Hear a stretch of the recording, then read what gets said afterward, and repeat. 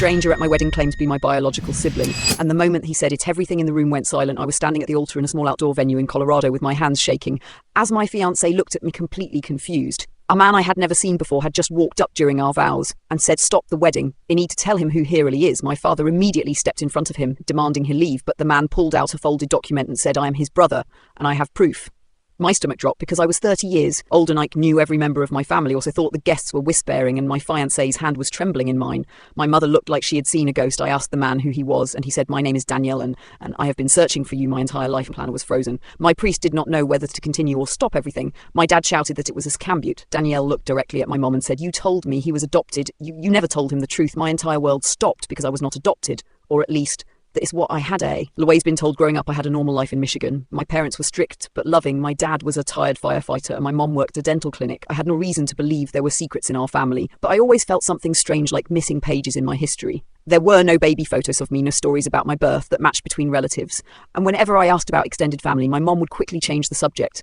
Now, standing at my wedding, I realized I might not know anything about myself at all. Daniel stepped closer and said, "It took a DNA test last year and matched with one of your cousins. It traced the family tree back and everything leads to you." My mother started crying harder and said, "It told you to leave us alone." My father looked furious but also terrified. I asked my mom if it was true and she could not answer.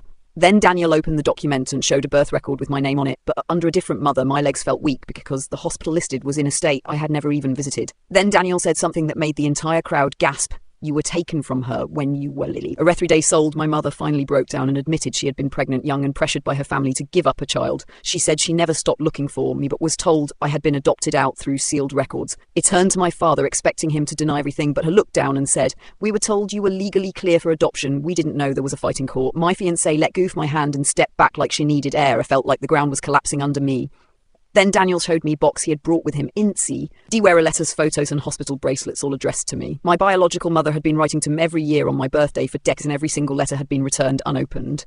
My mother admitted she intercepted them because she thought it would confuse me and ruin my life. My father said he believed it was protecting our family, but his voice was shaking. Then Daniel said, "I am another to destroy your wedding. I am here because I could not let you get married without knowing who you are." I walked away from the altar completely stunned.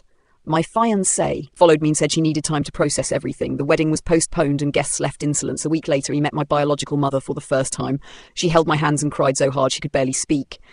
Then she showed me pictures of newborn and said, "He never stopped being your mother, not for one day." Last month, I had dinner with both families together. My adoptive parents sat on one side and my biological mother and Daniel's sat on the other. Noon argued, noon shouted. We just talked and cried and tried to rebuild what had been broken.